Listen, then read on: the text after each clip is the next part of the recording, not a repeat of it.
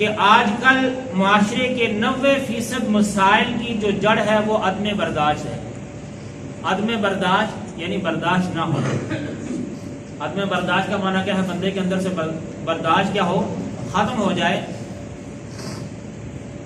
صبر اور تحمل، ملن ساری، خندہ پیشانی جیسے اوصاف آج ہمارے درمیان سے رخصت ہو چکے ہیں.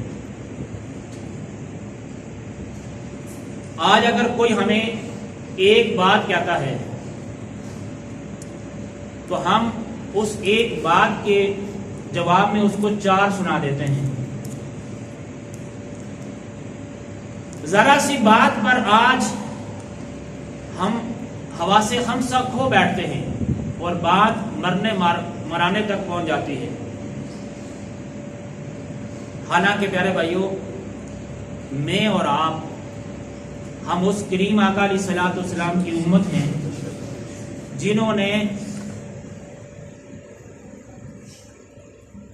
طائف کی گلیوں میں سنگریزوں سے لہو لہان ہو کر، پتھروں سے لہو لہان ہو کر بھی اپنے دشمنوں کے خلاف بد دعا کے لیے ہاتھ بلند نہیں کیے. ہم اس شفیق نبی علیہ الصلوۃ والسلام کے امتی ہیں جنہوں نے اپنی جان سے بھی زیادہ عزیز اپنے پیارے چاچا حضرت حمزہ رضی اللہ تعالی عنہ کا کلیجہ چبانے والی ہندا کے اس بھیانک فعل کو بھی آپ نے معاف فرما دیا کہ جس نے آپ کے کلیجے کو نکال کر چبایا اور آپ کے کان، ناک، ان کا اس نے ہار بنایا کاٹ کر.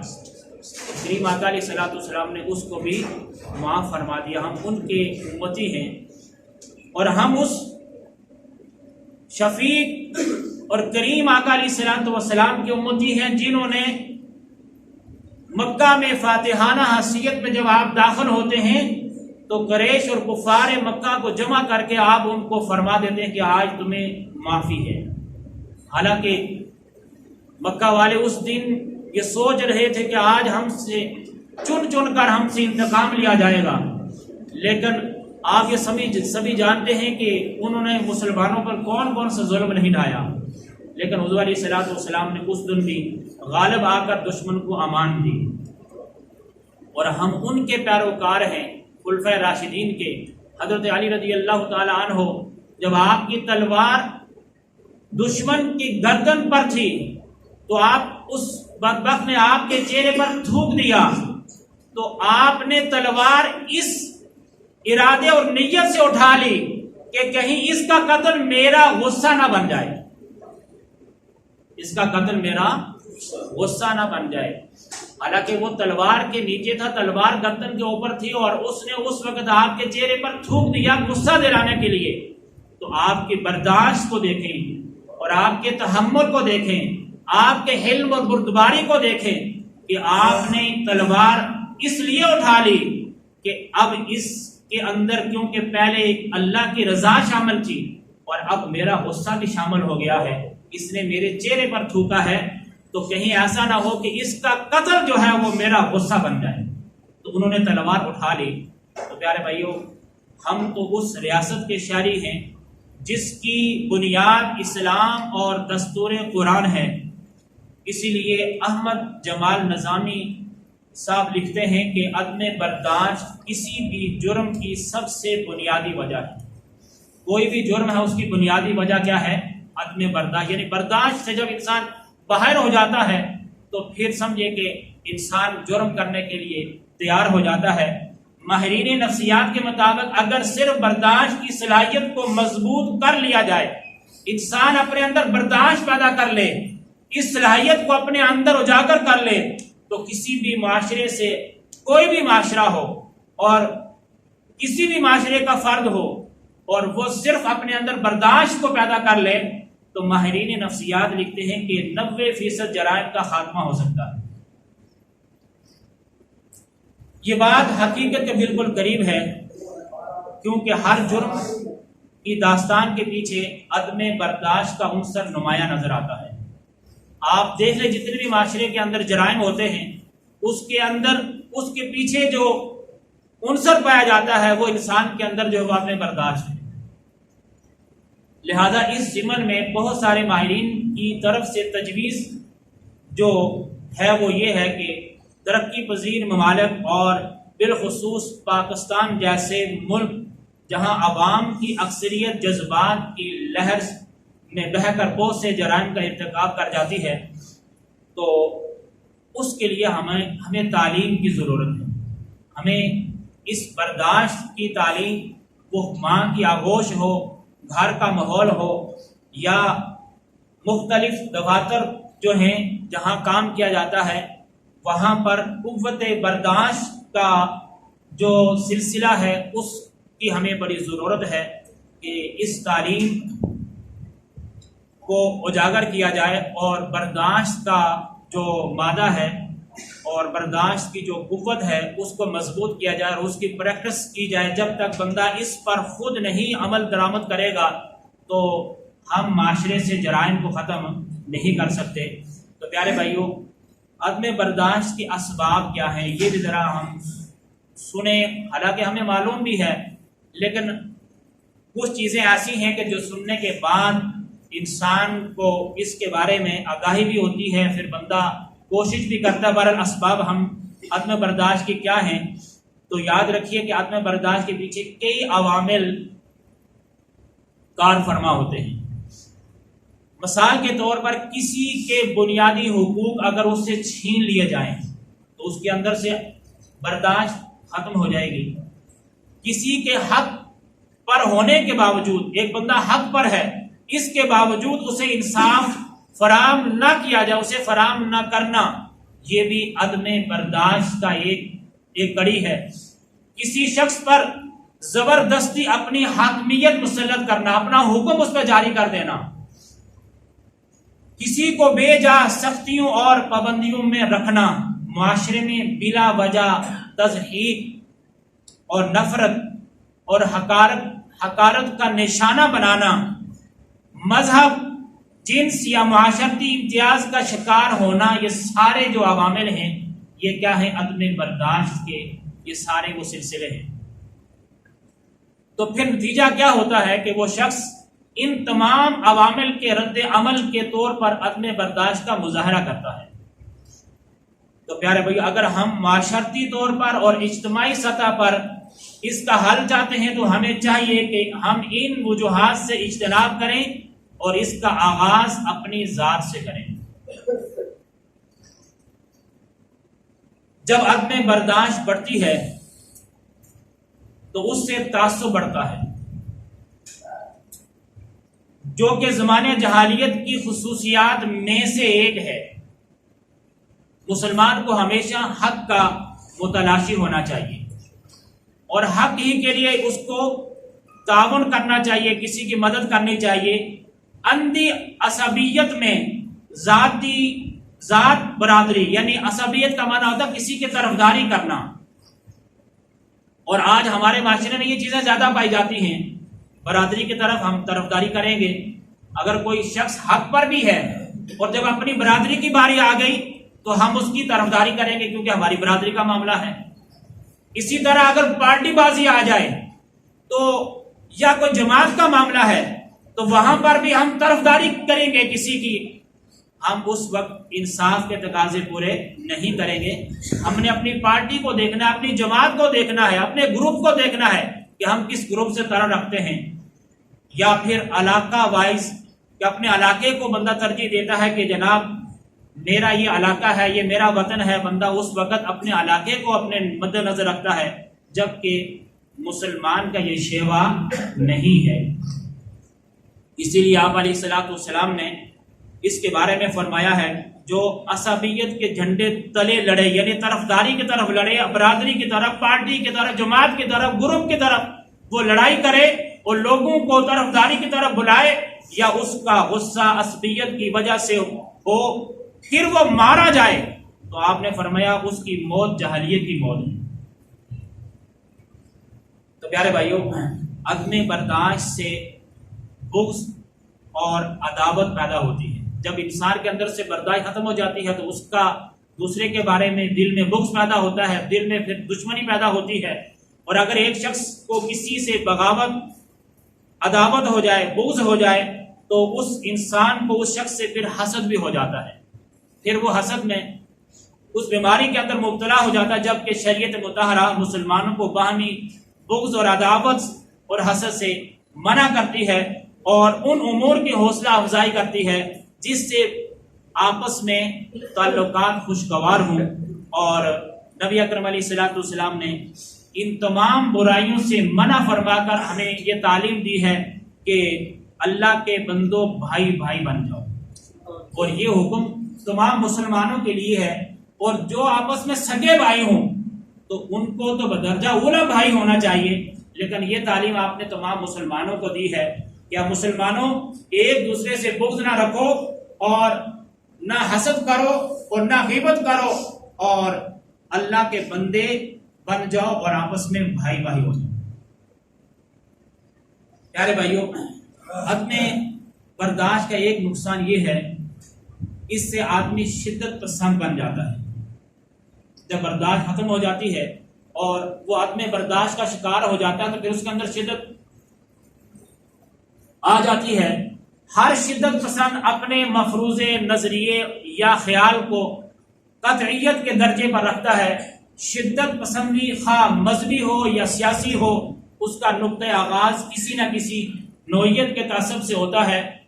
مذہبی شدت پسندی کا آغاز مذہبی تعصب سے ہوتا ہے، اور لسانی یا گروہی تعصب جو ہے وہ لسانی اور گروہی شدت پسندی کا باعث بن جاتا ہے۔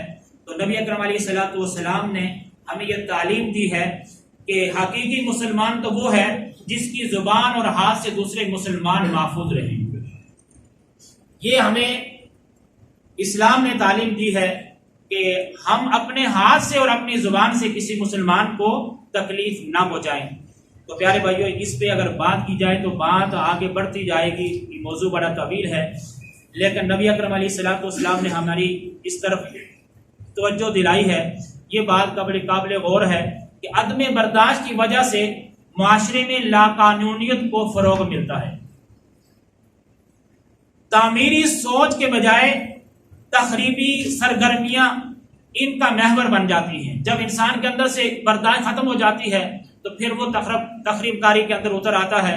کسی کی ذرا سی بات جو انسان کو احترام مسلم میں اسے برداشت کرنا چاہیے، لیکن یہ ساری چیزیں انسان رواداری، صلح و جہی، امن و امان کو وہ پس پش ڈال دیتا ہے۔ جب اس کے اندر سے برداشت ختم ہو جاتی ہے، وہ اپنے برداشت پہ اتر آتا ہے، تو پھر ہوتا کیا ہے، جس کے باعث تعصب، نفرتوں اور قتل و غارت گری کے ایسے واقعات پھر جنم لیتے ہیں، ایسے واقعات سامنے آتے ہیں جو ایک مہذب معاشرے کی نفی کرتے ہوئے زہر قاتل بنتے ہیں۔ حضور علیہ الصلوۃ والسلام نے ارشاد فرمایا کہ مسلمان کو گالی دینا گناہ ہے اور مسلمان کو قتل کرنا کفر ہے۔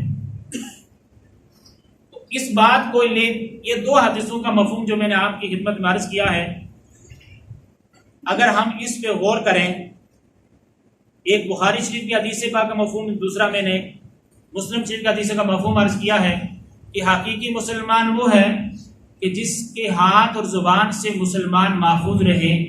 بس اگر ہم اس پہ غور کر لیں، اور دوسرا جو آپ نے فرمایا مسلمان کو گالی دینا اور اس کو قتل کرنا، یعنی گناہ نہ سمجھتے ہوئے اسے قتل کرنا، یہ کفر ہے۔ تو یہ دو حدیثیں ہماری ساری زندگی کو سنوارنے کے لیے کافی ہیں۔ اگر ہم ان کو اپنے پلے باندھ لیں اور ان پر عمل پیرا ہو جائیں، کہ ہم یہ نیت و ارادہ کر لیں کہ آج کے بعد ہم اپنے ہاتھ سے اور اپنی زبان سے کسی مسلمان کو تکلیف نہیں پہنچائیں گے۔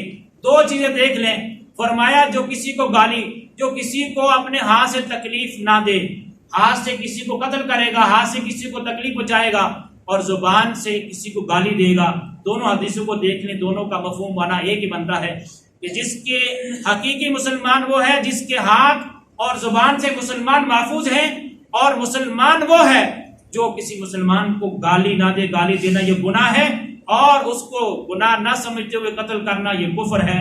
اس پہ اگر عمل پیرا ہم میں اور آپ ہو جائیں تو ہم اپنی زندگی میں دنیا اور آخرت میں کامیاب ہو سکتے ہیں۔ تو بات کو آگے بڑھاتے ہوئے پیارے بھائیوں، عدم برداشت کا حل کیا ہے، اس پہ ذرا میں مختصر عرض کرتا چلوں کیسے اس صورتحال سے ہم چھٹکارا حاصل کر سکتے ہیں؟ تو سب سے پہلے ہمیں یہ بات سمجھ لینی چاہیے، جان لینی چاہیے کہ معاشرے کی بنیادی اکائی فرد ہے، یعنی ہر معاشرے کی جو بنیادی اکائی ہے وہ ہم خود ہیں۔ فرد ہی نے، انسان ہی نے معاشرے کی تشکیل کرنی ہے، ہم نے ہی معاشرے کی کیا کرنی ہے؟ تشکیل کرنی ہے۔ معاشرے میں موجود ہر فرد معاشرے پر گہرے اثرات مرتب کرتا ہے، وہ بذات خود کسی کی تعمیر و ترقی یا تباہی کا باعث بنتا ہے۔ انسان خود کسی کی تعمیر کا، ترقی کا اور اس کی تباہی کا باعث بنتا ہے۔ اپنے معاشرے کو ہم نے کیسے چلانا ہے یہ ہم نے خود فیصلہ کرنا ہے۔ اس کا فیصلہ خود ہم کیسے کریں، اس کی ابتدا ہم میں سے ہر ایک نے اپنے اوپر کرنا ہے، اور عدم برداشت پر قابو پانے اور اپنے اندر برداشت پیدا کرنے کے لیے ضروری ہے کہ ہم نبی اکرم علیہ الصلوۃ والسلام کے اسوہ حسنہ کو اپنے لیے مشعل راہ بنائیں۔ میرے اور آپ کے کریم آقا علیہ الصلوۃ والسلام کے اخلاق عظیمہ کی ہمیں پیروی کرنے کی کوشش کرنی چاہیے، کیونکہ سیرت مصطفیٰ صلی اللہ علیہ وسلم اور تعلیمات اسلامیہ کی مدد سے ہی ہم اپنے طبقاتی، لسانی، علاقائی، معاشی، معاشرتی، قومی، سیاسی، اخلاقی اور روحانی مسائل حل کر سکتے ہیں۔ اسی نظام رحمت میں ہماری کامیابی ہے، اسی میں ہمارے لیے سلامتی ہے، اور اسی میں ہماری ترقی کی جو ضمانت ہے وہ اسی کے اندر پوشیدہ ہے۔ اسی نظام مصطفیٰ صلی اللہ علیہ وسلم کے اندر یہ سب کچھ پوشیدہ ہے۔ اس سلسلے میں آپ علیہ الصلوۃ والسلام کی سیرت طیبہ سے حاصل ہونے والے چند اخلاق عظیمہ کا میں تذکرہ کرتا ہوا اپنی بات کو آگے بڑھاتا ہوں کہ جو عدم برداشت پر قابو پانے کے لیے ہمارے لیے مددگار ثابت ہو سکتے ہیں۔ سب سے پہلے اپنا جو غصہ ہے، انسان اپنے غصے پہ کنٹرول کرے۔ غصہ انسانی فطرت ہے، انسان کی فطرت میں یہ چیز شامل ہے، تاہم اس پہ قابو رکھنے کے لیے ہمیں بڑی اپنے اندر برداشت کی ضرورت پیدا کرنی ہوگی۔ آج اس غصے کو کنٹرول نہ کرنے کی وجہ سے آپ دیکھ لیں کہ آج ہمارے معاشرے میں جو طلاق کی ریشو ہے، میں نے پہلے بھی کئی بار عرض کیا ہے کہ یہ غصے کی بنا ہی بنتی ہے کہ میاں بیوی کے درمیان جدائی ہو جاتی ہے، اور اولاد اور والدین میں دوری بھی یہ غصے کی وجہ آج بنی ہوئی ہے۔ آج کتنی اولادیں جو اپنے ماں باپ سے دور ہیں اور ماں باپ اولاد سے دور ہے۔ بہن بھائیوں کے درمیان اختلاف جو ہے وہ غصے کی وجہ ہے، اور ہمارے اس معاشرے میں جو بگاڑ ہے اس کی بھی وجہ غصہ ہے، اور اس سب کے پیچھے کیا ہے؟ عدم برداشت، یعنی انسان کے اندر برداشت ختم ہو چکی ہے۔ تو پیارے بھائیو، اگر ہم یہ چاہتے ہیں کہ ہمارا معاشرہ اور اس کے اندر جو جرائم ہیں وہ ختم ہو جائیں، تو سب سے پہلے ہم نے اپنے اوپر امپلیمنٹ کرنا ہے کہ ہم نے آج کے بعد غصے پہ کنٹرول کرنا ہے۔ اچھا، اس میں ہم میں سب کی بات نہیں کرتا، چند لوگ ایسے ہوں گے جن میں ہو سکتا میں بھی شامل ہوں کہ ہم یہ کہتے ہیں کہ مجھے غصہ بہت جلدی آتا ہے۔ تو بھئی غصہ ہمیں اگر جلدی آتا ہے تو نبی اکرم علیہ الصلوۃ والسلام نے فرمایا بھی یہی ہے نا کہ جس کو غصہ جلدی آئے تو بہترین شخص وہ ہے کہ اس کا غصہ جلدی ختم ہو جائے۔ غصہ آنا، میں نے پہلے عرض کیا، یہ انسان کی فطرت میں شامل ہے۔ کوئی بھی شخص ایسا نہیں ہے جس کو غصہ نہیں آتا، غصہ انسان کی فطرت میں ہے، لیکن ہمیں غصے پہ کنٹرول کرنے کا حکم ہے۔ تو اس حوالے سے اللہ رب العالمین نے ارشاد فرمایا، غصہ پر قابو پانا یہ متقین کی صفت ہے۔ کس کی صفت ہے؟ متقین، جو اللہ سے ڈرنے والے ہیں۔ تو جو آیت کریمہ میں نے اپنا موضوع بنایا ہے، اللہ نے فرمایا الذین ينفقون فی السراء والضراء والکاظمین الغیظ والعافین عن الناس واللہ یحب المحسنین، جو خوشی اور تکلیف میں خرچ کرتے ہیں اور غصے کو پی جاتے ہیں، وہ لوگوں کو معاف کرنے والے ہیں، اور اللہ نیکی کرنے والوں کو دوست رکھتا ہے۔ اور نبی اکرم علیہ الصلوۃ والسلام نے غصے کے حوالے سے ارشاد فرمایا کہ ایک شخص نے حضور کے علیہ الصلوۃ والسلام کی بارگاہ میں عرض کی، یا رسول اللہ مجھے کوئی وصیت فرمائیں، تو آپ نے اسے فرمایا غصہ نہ کیا کرو۔ اس نے پھر عرض کی، یا رسول اللہ مجھے وصیت فرمائیں۔ الغرض کہ اس نے اس جملے کو، اس درخواست کو کئی بار حضور کی بارگاہ میں دہرایا، تو آپ نے ہر بار یہی فرمایا غصہ مت کیا کرو۔ اور پھر آپ نے اسے فرمایا کہ پہلوان وہ نہیں ہے جو کسی کو بچھاڑ دے، فرمایا پہلوان وہ ہے جو غصے کے وقت اپنے غصے کو پی جائے۔ اب بتائیے یہ بات میری تو نہیں ہے نا، یہ تو تعلیم مصطفیٰ صلی اللہ علیہ وسلم۔ تو پیارے بھائیوں، اگر ہم یہ چاہتے ہیں کہ ہمارا گھر، اس کے اندر خوشی پیدا ہو، ہمارا گھر جنت کا گہوارہ بن جائے، تو مجھے اور آپ کو چاہیے کہ ہم اپنے غصے پہ کنٹرول کریں۔ اللہ رب العالمین نے ایک اور مقام پر ارشاد فرمایا ہے، اچھا ایک تو غصہ میں نے عرض کیا نا کہ اس کا حل کیا ہے، دوسرا یہ ہے کہ اپنے اندر تحمل کا مظاہرہ کریں، برداشت کا مظاہرہ کریں۔ یہ ساری وہ چیزیں اسی طرف جاتی ہیں، اگر ان کو مختلف معنوں سے بھی لے لیا جائے۔ حضرت ام المومنین حضرت ام عائشہ صدیقہ رضی اللہ تعالی عنہا فرماتی ہیں کہ نبی اکرم علیہ الصلوۃ والسلام نے کبھی اپنی ذات کے حوالے سے، ذاتی معاملات میں اپنے ذات پر آپ نے کسی سے انتقام نہیں لیا۔ یہ بات میرے آپ کے لیے قابل غور ہے کہ حضور علیہ الصلوۃ والسلام نے ذاتی معاملے میں کسی سے انتقام، بولیے انتقام نہیں لیا۔ اب پیارے بھائیوں، ہمیں سوچنا چاہیے کہ حضور علیہ الصلوۃ والسلام نے اپنی کبھی ذات کے حوالے سے کسی سے انتقام نہیں لیا۔ آپ فرماتی ہیں کہ سوائے اس صورت کے کسی نے احکام خداوندی کی نافرمانی کی ہو۔ لیکن آج اگر ہم غور کریں، میں اور آپ، تو ہمارا تو انتقام ہی اپنی ذات کے حوالے سے ہوتا ہے۔ اس نے مجھے یہ بات کہی تو کیسے کہی، میری بیوی میرے سامنے بولی تو وہ کیسے بولی، میرا بھائی میرے سامنے کھڑا ہوا تو وہ کیسے ہوا، ابا حضور نے مجھے یہ بات کہی تو کیسے کہی۔ تو یہ تو ہماری اپنی ذاتی انا کا معاملہ بن جاتا ہے۔ اور نبی اکرم علیہ الصلوۃ والسلام نے ہمیں جو تعلیم دی ہے، خود آپ نے سن لیا کہ حضرت ام عائشہ رضی اللہ تعالیٰ عنہ کیا فرماتی، آپ نے اپنی ذاتی معاملے میں کسی سے انتقام نہیں لیا، لیکن ہم اپنے ہر معاملے میں اپنی ذات کو سامنے لے آتے ہیں کہ مجھے یہ کیوں کہا گیا ہے۔ تو تیسری بات جو ہے، اگر ہم عدم برداشت کا حل چاہتے ہیں، وہ یہ ہے کہ پیارے بھائیوں، آج ہم اپنی غلطی کو تسلیم کرنے کے لیے تیار نہیں۔ ہاں وہ گھر کا معاملہ ہو، محلے کا معاملہ ہو، شہر کا معاملہ ہو، خواہ وہ ہماری مارکیٹ کا معاملہ ہو، کسی جگہ پہ آپ دیکھ لیں، آپ سڑک پہ جا رہے ہیں، غلطی آپ کی ہے، لیکن ہم اپنی غلطی ماننے کے لیے تیار نہیں ہیں۔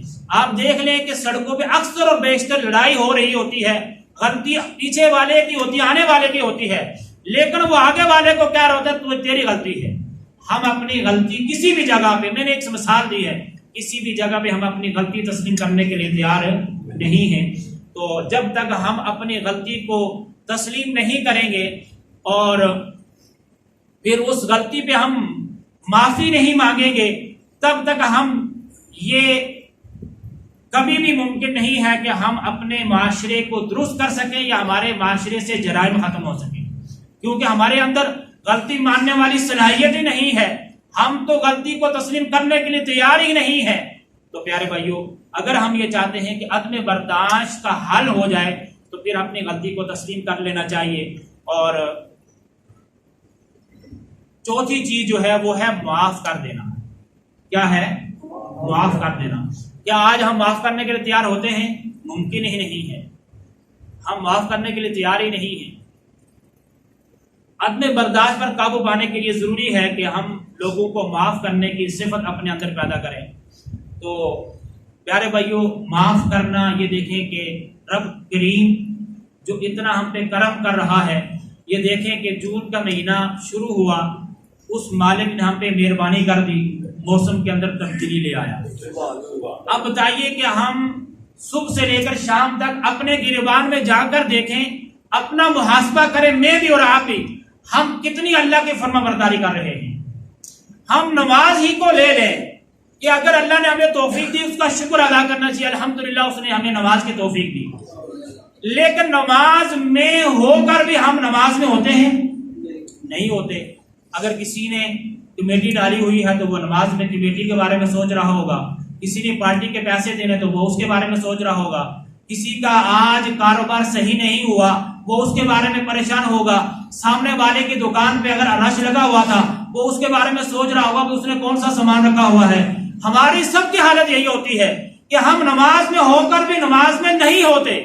وہ مالک تو پھر بھی کرم کر رہا ہے، ہم کتنی اس کی فرما برداری کر رہے ہیں، لیکن وہ اتنا کریم ہے کہ جب بھی اس کی بارگاہ میں بندہ آ کر شرمندہ ہو کر کہہ دے مالک معاف کر دے، غلطی ہو گئی، تو وہ فوراً معاف فرما دیتا ہے۔ تو پیارے پہ اگر آپ یہ چاہتے ہیں کہ جس طرح میرا مالک مجھے فوراً معاف کر دیتا ہے، تو آپ بھی میں بھی اپنے اندر اس صفت کو پیدا کر لیں کہ ہم دوسرے کو فوراً کیا کریں؟ معاف کر دیں۔ جب یہ معافی والا معاملہ کریں گے تو انشاءاللہ ہمارے معاشرے سے عدم برداشت والا معاملہ حل ہو جائے گا۔ اللہ نے فرمایا والکاظمین الغیظ والعافین عن الناس واللہ یحب المحسنین۔ یہ آپ نے پہلے بھی سنا، غصہ پینے والے لوگوں کو معاف کرنے والے اور اللہ نیکی کرنے والوں کو کیا کرتا ہے؟ دوست رکھتا ہے۔ یہ بات کس کی ہے؟ اچھا میں آپ سے کہلوانا نہیں چاہتا، لیکن یہ جملہ زبان سے جو نکلتا ہے اور وہ دل پہ اثر کرتا ہے۔ آپ سے میں اس لیے عرض کر رہا ہوں کہ میری زبان میں وہ تاثیر نہیں ہے، لیکن آپ خود کہیں گے تو اللہ آپ کے اس زبان سے آپ کے دل میں اثر عطا فرما دے گا۔ تو یہ بات کس نے فرمائی ہے؟ اللہ نے فرمائی ہے کہ غصے کو پی جاؤ اور لوگوں کو کیا کرو؟ معاف کر دو۔ اور ایسے لوگوں کو اللہ کیا کرتا ہے؟ محبوب رکھتا ہے، اللہ ان کو پسند فرماتا ہے۔ اور دوسرے مقام پر اللہ نے فرمایا وَإِذَا مَا غَضِبُوا هُمْ يَغْفِرُونَ، اور جب وہ غصہ ہوتے ہیں تو معاف کر دیتے ہیں۔ یعنی جب لوگوں کو غصہ آتا ہے تو متقی وہ ہیں، وہ کیا کرتے ہیں؟ لوگوں کو معاف کر دیتے ہیں۔ اور تیسری مقام پر اللہ نے فرمایا فَمَنْ عَفَا وَأَصْلَحَ فَأَجْرُهُ عَلَى اللَّهِ إِنَّهُ لَا يُحِبُّ الظَّالِمِينَ۔ بس جس نے معاف کر دیا اور صلح کر لی تو اس کا اجر اللہ کے ذمہ ہے۔ میری بات سن رہے ہیں؟ میری بات نہیں ہے، اللہ کا فرمان ہے۔ اللہ نے کیا فرمایا؟ جس نے معاف کر دیا اور صلح کر لی، معاف کر کے صلح کر لی، تو اس کا اجر کس کے ذمہ ہے؟ اللہ کے ذمہ ہے۔ بے شک وہ ظالموں کو پسند نہیں کرتا۔ اب بتائیے ہم تو معاف بھی نہیں کرتے، ہم تو صلح کرنے کے لیے بھی تیار نہیں ہیں، تو اللہ فرماتا ہے ظالموں کو تو میں پسند ہی نہیں کرتا۔ اب فیصلہ میرے اور آپ نے کرنا ہے کہ ہم نے ظالم بننا ہے یا اللہ کا پسندیدہ بننا ہے، ہم نے معاف کرنا ہے، ہم نے صلح کرنی ہے، یا ہم نے اپنی انا پہ اکڑ کے رہنا ہے۔ یہ فیصلہ ہمارے ہاتھ میں ہے۔ اور اللہ نے چوتھے مقام پر فرمایا وَلَمَنْ صَبَرَ وَغَفَرَ إِنَّ ذَلِكَ لَمِنْ عَزْمِ الْأُمُورِ، البتہ جس نے صبر کیا اور معاف کر دیا، بے شک یہ بڑی ہمت کا کام ہے۔ اب یہ چوتھی جو بات اللہ نے فرمائی ہے وہ ہمارے اندر والی بات اللہ نے فرمائی ہے کہ جو تم میں سے کسی کے ظلم اور زیادتی پر صبر کر لے اور پھر صبر کر کے اس کو معاف اللہ کی رضا کے لیے کر دے، تو اللہ نے فرمایا یہ کام کوئی آسان کام نہیں ہے، یہ بڑے بڑے لوگوں کا کام ہے، اولو العزم لوگوں کا کام ہے۔ تو اللہ فرما رہا ہے کہ یہ بڑی ہمت والا کام ہے، تو پھر ہمیں ہمت کرنی چاہیے نہیں کرنی چاہیے؟ تو پیارے بھائیو، آخری بات، کیونکہ موضوع بڑا طویل ہے لیکن آخری بات عرض کرتا ہوں کہ ہمیں معاشرے میں انصاف کرنا چاہیے۔ کیا کرنا چاہیے؟ انصاف کرنا چاہیے۔ عدم برداشت پر قابو پانا، تو اگر ہم چاہتے ہیں تو پھر اپنے معاشرے میں عدل و انصاف کو فروغ دینا ہوگا۔ اور اس کی ایک چھوٹی سی مثال وہ آپ نے کئی بار سنی بھی ہے کہ نبی اکرم علیہ السلام کی بارگاہ میں ایک فاطمہ نامی خاتون جس نے چوری کی، تو لوگوں نے حضور علیہ السلام کی بارگاہ میں اس کی سفارش کے لیے حاضر ہو کر عرض کیا رسول اللہ یہ بڑے خاندان کی ہے۔ یہ کون سے خاندان کی ہے؟ بڑے خاندان کی ہے۔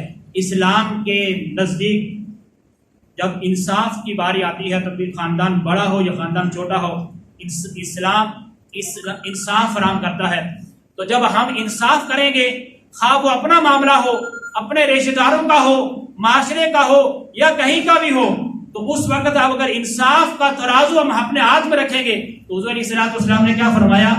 لوگوں اگر میری بیٹی فاطمہ بھی اگر چوری کرے گی تو میں اس کا بھی ہاتھ کاٹوں گا، میں اس کا بھی ہاتھ کاٹوں گا۔ بتائیے کہ حضور علیہ الصلوۃ والسلام کے خاندان سے بڑا کو خاندان ہو سکتا ہے؟ نہیں ہو سکتا۔ تو آپ نے انصاف فرما کر فرمایا کہ میری بیٹی بھی اگر ہوتی معاذ اللہ تو فاطمہ کا بھی میں ہاتھ کاٹ دیتا۔ تو پیارے بھائی، اگر ہم یہ چاہتے ہیں خاندان چھوٹا ہو، خاندان بڑا ہو، وہ امیر زادہ ہو، وہ غریب ہو، جب ہم انصاف معاشرے میں قائم کریں گے تو پھر یہ عدم برداشت والا معاملہ بھی ختم ہو جائے گا۔ اللہ سے دعا کہ اللہ تعالیٰ مجھے اور آپ کو عمل کرنے کی توفیق عطا فرمائے۔